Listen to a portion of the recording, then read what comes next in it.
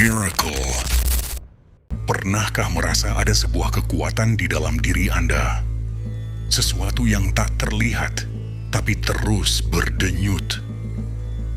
Menuntun, memanggil, dan terkadang bergetar hebat saat kesadaran Anda tiba-tiba berubah drastis. Selama ribuan tahun, tradisi spiritual kuno telah berbicara tentang pusat-pusat energi ini.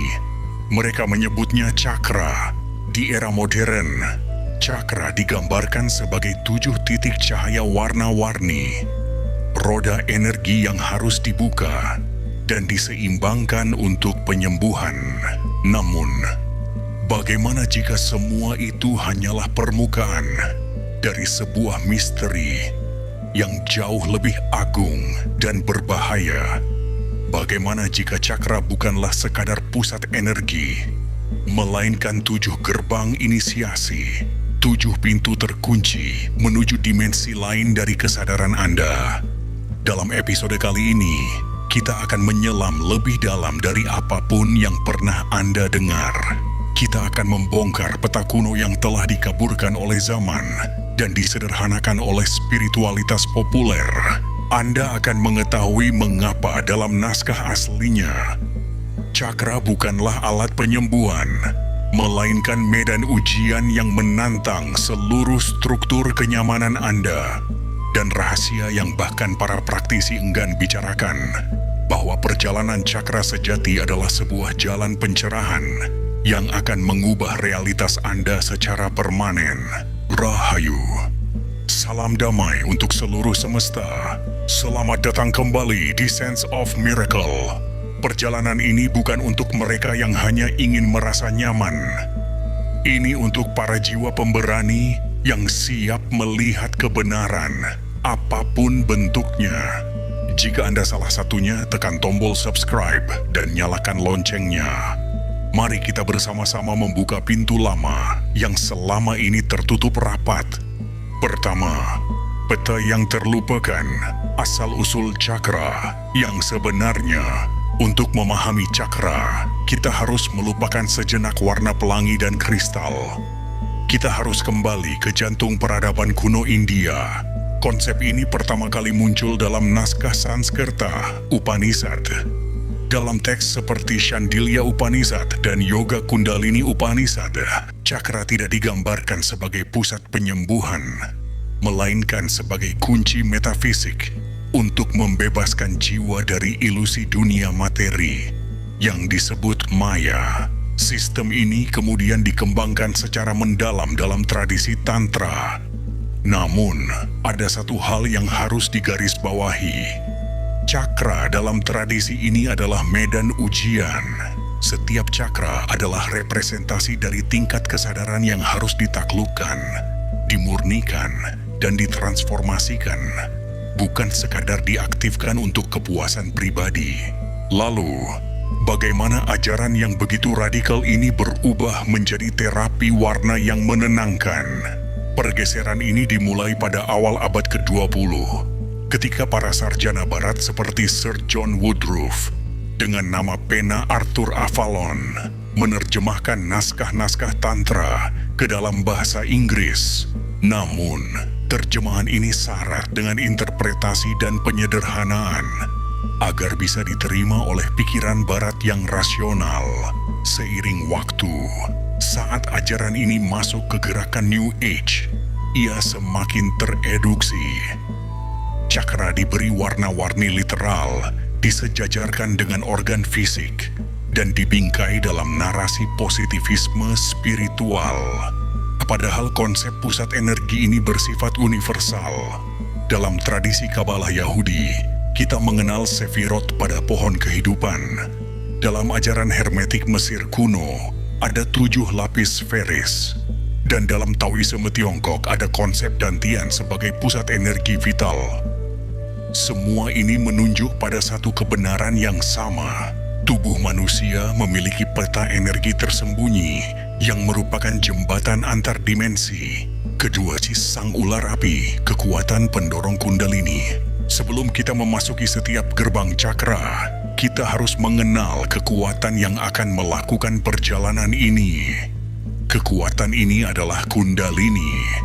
Dalam tradisi Tantra, Kundalini digambarkan sebagai energi kosmik yang dahsyat, seekor ular api ilahi yang tertidur melingkar 3,5 kali di dasar tulang belakang, di cakra Muladhara. Ia adalah manifestasi dari Shakti, energi feminin primordial, kekuatan penciptaan alam semesta yang terlelap di dalam setiap manusia. Seluruh jalan yoga dan cakra pada dasarnya adalah tentang satu hal: membangkitkan sang ular api ini dari tidurnya dan menuntunnya naik melalui jalur energi pusat di tulang punggung Sushumna Nadi, menembus setiap cakra untuk akhirnya bersatu dengan kesadaran maskulin murni, Shiva, yang bersemayam di cakra mahkota. Kebangkitan Kundalini bukanlah pengalaman yang lembut. Ia sering digambarkan sebagai ledakan energi yang bisa membakar habis semua ilusi, trauma, dan identitas palsu yang selama ini kita pegang. Saat Kundalini bangkit dan melewati setiap cakra, ia akan secara paksa membersihkan dan mengaktifkan gerbang tersebut. Inilah mengapa perjalanan ini penuh ujian. Cakra bukanlah stasiun yang kita kunjungi dengan tenang. Ia adalah benteng yang diguncang oleh badai api dari dalam. Ketiga, 7 gerbang inisiasi, ujian di setiap tingkat. Bayangkan tubuh Anda adalah sebuah kuil kuno, dan cakra adalah 7 ruang suci di dalamnya yang terkunci. Setiap ruang dijaga oleh satu bentuk ketakutan atau ilusi utama. Gerbang pertama, Muladhara, cakra akar. Spiritualitas populer mengaitkannya dengan rasa aman. Namun, makna sejatinya lebih dalam ini adalah konfrontasi dengan rasa takut akan ketiadaan. Ketakutan primal akan kematian. Menembus gerbang ini bukan berarti merasa aman, tetapi berdamai sepenuhnya dengan kefanaan. Gerbang kedua, Svadhisthana, cakra sakral. Ini bukan tentang kenikmatan emosi dan seksualitas, melainkan tentang menghadapi bayang-bayang keinginan terdalam. Di sini, Anda dipaksa melihat segala keterikatan Anda pada kenikmatan, ketergantungan, dan nafsu. Madhya, gerbang ketiga, Manipura, cakra solar plexus, dianggap sebagai pusat kekuatan pribadi. Namun sesungguhnya ini adalah ujian tentang ego. Di sini Anda harus membakar ego Anda di dalam api kehendak, bukan memperkuatnya. Banyak yang terjebak di sini, merasa kuat, padahal yang menguat hanyalah ilusi identitas mereka. Gerbang keempat, Anahata, cakra jantung. Ini adalah cermin besar. Anda tidak hanya merasakan cinta, tetapi juga dihadapkan pada semua luka, dendam, dan ekspektasi yang selama ini menyamar sebagai kasih. Anahata menuntut cinta yang lahir dari kehampaan batin, yang telah terbakar bersih, cinta yang tak bersyarat. Bang kelima, Vishuddha, cakra tenggorokan. Ini bukan sekadar tentang komunikasi, tetapi tentang integritas total antara kata dan jiwa. Anda masih berbicara untuk membangun citra atau menyenangkan orang lain, gerbang ini akan tertutup. Di sini, Anda mulai tidak bisa lagi menyembunyikan siapa diri Anda. Di gerbang keenam, Ajna, cakra mata ketiga. Ini adalah pusat prajna, pengetahuan langsung yang melampaui logika. Namun ia tidak hanya memberimu penglihatan, ia akan menghapus semua ilusi yang Anda pegang. Dunia mulai terasa seperti mimpi, dan aku terasa seperti bayangan. Begitu terang, bisa membutakan mereka yang belum siap melepas segalanya. Gerbang ketujuh, Sahasrara, cakra mahkota. Ini bukanlah puncak pencapaian, tetapi penghilangan total. Di sini, tidak ada lagi kamu, tidak ada cakra, tidak ada jiwa yang terpisah. Yang ada hanyalah kesatuan absolut. Anda tidak bisa merasakan Sahasrara, karena sang pengamat telah melebur menjadi satu dengan yang diamati. Keempat, latihan sang alkemis, membersihkan jalan batin. Memahami peta ini tidak ada artinya tanpa melangkah. Namun, cakra tidak bisa dibuka dengan paksa. Jalan sejati bukanlah tentang mengaktifkan cakra, tetapi tentang membersihkan jalan batin, agar energi kundalini bisa mengalir dengan sendirinya saat Anda telah siap. Satu latihan kejujuran radikal. Setiap hari, tanyakan pada diri sendiri, apa yang paling aku takutkan? Di mana aku masih bergantung? Di mana aku masih memakai topeng? Tulis jawabannya tanpa sensor. Ini adalah latihan untuk menggali pondasi cakra-cakra terbawah. 2. Latihan kesunyian dan pengamatan diri. Sediakan waktu setiap hari untuk diam, tanpa panduan, tanpa visualisasi. Cukup amati bagaimana hatimu bereaksi. Dengarkan kata-kata yang kau ucapkan.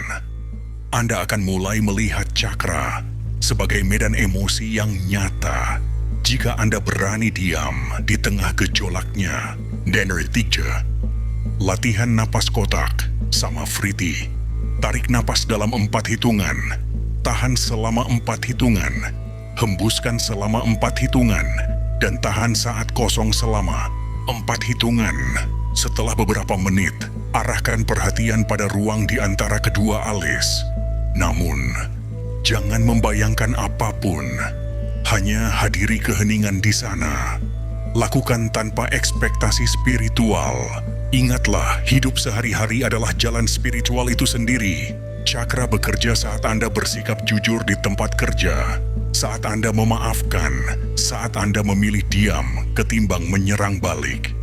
Disitulah alkimia jiwa yang sejati terjadi. Kini, Anda telah melihat sisi lain dari cakra. Bukan sebagai ornamen spiritual warna-warni, tetapi sebagai peta rahasia perjalanan batin manusia. Sebuah jalur sunyi yang penuh ujian, yang hanya bisa dilalui oleh mereka yang benar-benar ingin mengenal dirinya sendiri. Apapun risikonya, perjalanan cakra adalah proses pembongkaran, pembakaran, dan peleburan. Di setiap gerbangnya ada versi diri Anda yang harus mati, agar bentuk baru yang lebih sejati bisa lahir. Inilah yang tak pernah diajarkan. Cakra bukanlah tujuan, melainkan cermin. Dan di dalam cermin itu, Anda tidak akan melihat cahaya terlebih dahulu. Anda akan melihat bayangan Anda sendiri. Hanya setelah Anda berani berdiri tegak di hadapan bayangan itu, gerbang akan terbuka. Bukan karena Anda memaksa, tetapi karena Anda telah menjadi seseorang yang layak untuk lewat. Jelek saat ini itu tak terjadinya, hidup Anda tidak akan pernah sama lagi. Anda tidak akan merasa lebih suci, Anda akan merasa lebih utuh. Sadar bahwa terang dan gelap bukanlah musuh, melainkan bagian dari tarian agung yang menuntun Anda menuju kesadaran murni. Pertanyaannya sekarang, beranikah Anda menyusuri setiap gerbang? Bukan untuk menguasai dunia, tapi untuk menguasai diri. Rahayu.